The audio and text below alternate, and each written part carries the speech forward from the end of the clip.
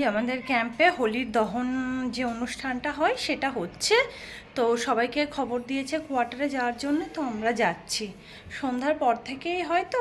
ঠিক আছে, তো এই ফাইনালি আমি রেডি হয়ে নিয়েছি।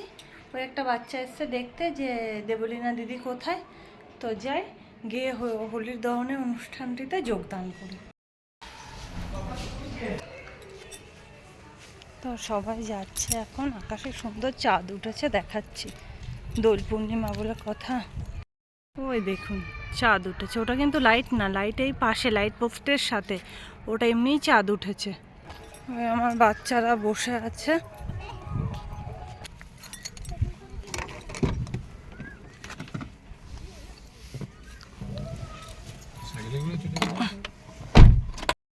আপনারা এতক্ষণ অবশ্যই থাম্বনেল দেখে বুঝতে পেরেছেন যে আজকে হোলির আগের দিন আমাদের ক্যাম্পে যে অনুষ্ঠানগুলি পালন করা হয় আমরা সেখানেই যাচ্ছি। তো সূর্যাস্ত প্রায় হতে চলেছে, গাড়িটি পার্কিং করে রেখেছি। দেখুন সমস্ত আয়োজন করা হয়ে গেছে, বা সাইডে করা হয়েছে আর ডান সাইডে আমাদের মন্দির আছে। তো সুন্দর টেবিল রেখে সব জায়গায় সুন্দর হোলি প্লেট ভরে ভরে কালার আর কি রাখা হয়েছে। হোলির অনুষ্ঠান শুরুর আগের দিন এই অনুষ্ঠানটি করে বিশেষ করে হিন্দিভাষীরা। আমরা বাঙালিরা তেমন করি না, কিন্তু হিন্দিভাষীরা অবশ্যই করে। আর এই অনুষ্ঠানের নামও এরা দেয় হোলিকা অনুষ্ঠান, হোলিকা দহন। হোলির আগের দিন দেখুন আশেপাশে এসেছে, আর বাচ্চারা ওই প্লেট থেকে কালার এনে সব রং খেলাখেলি করছে। কিন্তু আগে পুজো হয় তারপরে করতে হয়। তো ওই একটা দাদা কালারের পাশে দাঁড়িয়ে আছে, সব টেবিলে বাচ্চারা গিয়ে কালারগুলো হাতড়াচ্ছে বলে দাদাটা কি করলো, পুরো আর কি কালারগুলো নিয়ে পাহারা দিচ্ছে। আর মেয়েকে বললাম দেখো শোনা তুমি মেখো না, কারণ আগে পুজো পাঠ হয়ে যাক তারপর। ওই পাশের কতগুলো দিদি আছে দেখুন হিন্দিভাষী, ওরা সব তাকাতাকি করছে। আর প্রচুর মানুষ এসেছে, সবাই যে যার ফ্যামিলির কোয়ার্টারের লোকেরা সবাই, মানে ওয়াইফ বাচ্চারা সবাই এখানে এসে এই অনুষ্ঠানে যোগদান করবে, এটাই নিয়ম। আর মেয়ের তো সারা মুখ কালার হয়ে গেছে, আমি বললাম ঝেড়ে দাও।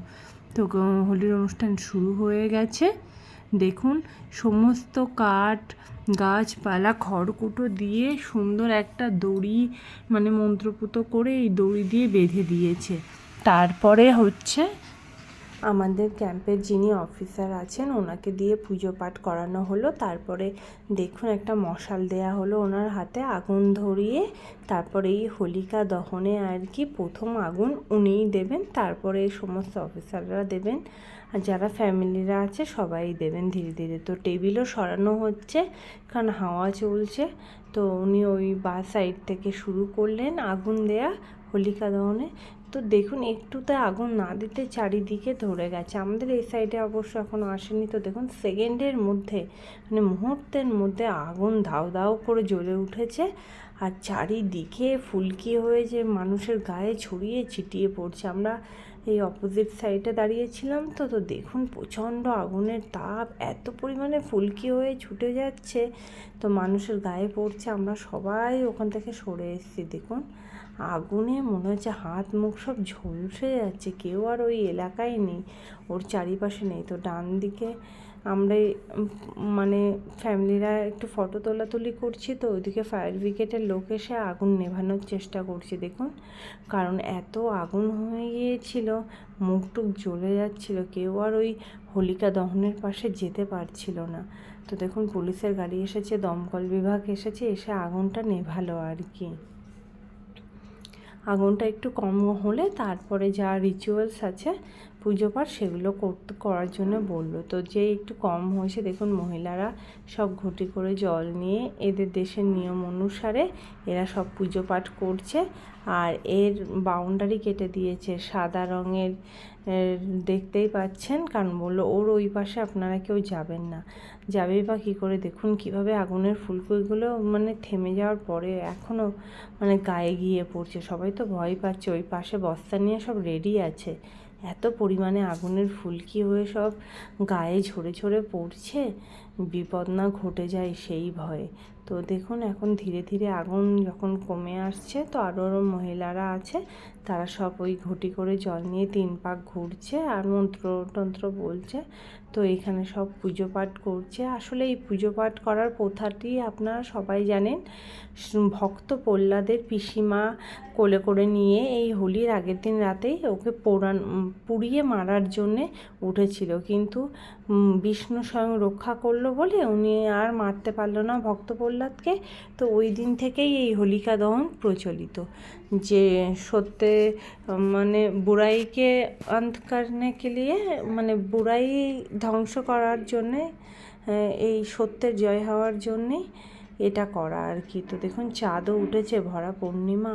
তো এবার মোটামুটি আগুন একটু কম হয়ে গেলে সমস্ত ফ্যামিলি যারা আছে তারা সবাই, যারা এখানে উপস্থিত ছিল, তারা প্রত্যেকে ওর 3 পাক করে ঘুরছে। আমি আর আমার মেয়েও ঘুরছি। তারপরে দেখুন ওই কালার দেওয়ার পরে হোলিকা দহনে সমস্ত বাচ্চারা খেলাধুলো করলো, কালার লাগালো। তারপরে অপোজিটে আছে মন্দির, আমরা মন্দিরে চলে এলাম। এখানেও দেবদেবীকে লাগাবে কালার। আমাদের বাংলার মতো নিয়ম না, এখানে আগে ভগবানকে পুজো পাঠ দেবদেবীকে দেওয়ার পরে তো তারপরে মানুষ লাগায়। তো আমরা একটু চারিদিকে ঘোরাঘুরি করছিলাম। তাও এতক্ষণে বাচ্চাদের খিদে পেয়ে গেছে, তো বললো ক্যান্টিন থেকে চাউমিন কিনে 2 ভাই বোনকে দিয়ে দিলাম খাওয়ার জন্যে। তারপরে খাওয়ালে বাড়ি চলে এলাম। হোলির জন্য বাড়িতে কিছু গোলাপ জামুন বানাবো, তো তার প্রস্তুতি পর্ব নিয়ে নিচ্ছি। এই গোলাপ জামুনের প্যাকেট নিয়ে এসেছিলাম, তো প্যাকেটে হচ্ছে ছিঁড়ে নিলাম আর কি। এটা মিক্স করব, তার আগে জলটা তৈরি করে নিই। তো 600 গ্রাম চিনি লাগবে, এটা আমার 100 গ্রাম মাপের আছে।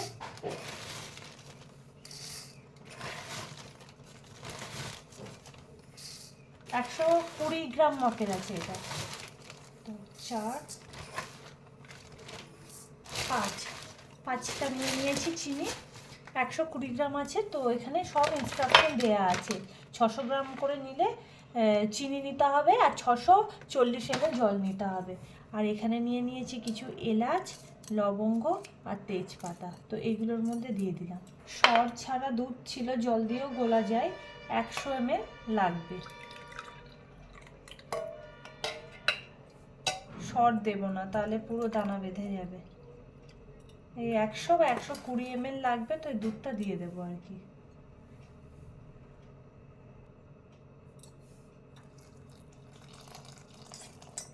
What do you eat at home today?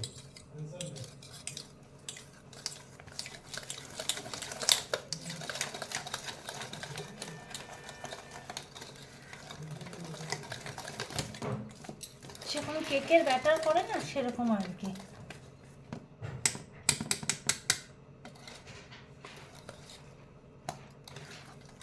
তো এটা জাস্ট ফ্রিজে রেখে দিই। ওই চিনির শিরাটি রেডি করে নিচ্ছি আর কি। এই ফ্রিজ থেকে বের করে নিয়ে এলাম। দেখুন এটা শক্ত হয়ে গেছে, আগে কত নরম ছিল আর এখন শক্ত হয়ে গেছে। তো এগুলো গোল গোল পাকিয়ে এবার হচ্ছে আমি গোলাপ জামুন বানিয়ে নেব। ওদিকে চিনির শিরাটি মানে হয়ে গেছে, আর এদিকে তেল দিয়ে দিয়েছি। এবার গোল গোল করে পাকিয়ে করব। আমার কাছে ঘি নেই, তো তেল আছে, তেল নিয়ে আগে এরকম করে আর কি হাতে মাখিয়ে নেব। এখনো তেল হয়নি, এক টুকরো পড়লো তো দেখলাম হয়নি। এরকম গোল গোল করে সুন্দর করে করে নিয়ে তারপরে আর কি ভাজবো। দেখুন গোলটা কিন্তু এরকম মসৃণ করতে হবে, তবে গিয়েই সুন্দর হবে আর কি। তো লো টু মিডিয়াম হিটে ভাজতে হবে। এখন একদম উপযুক্ত হয়ে গেছে, এবার দেব।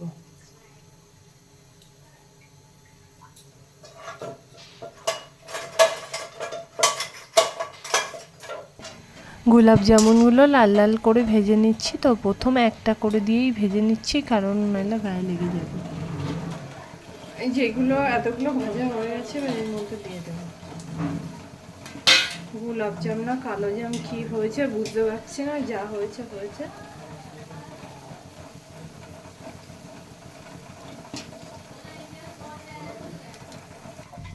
তো আমার গোলাপ জামুনগুলো সব হয়ে গেছে, এইভাবে রাতে থাকবে সব ভেজানো। তারপরে সকালে যে লোকেরা আসবে রং খেলতে, তো তাদেরকে দেবো। আর ইডলির ব্যাটার করেছি, দেখাচ্ছি দাঁড়ায়।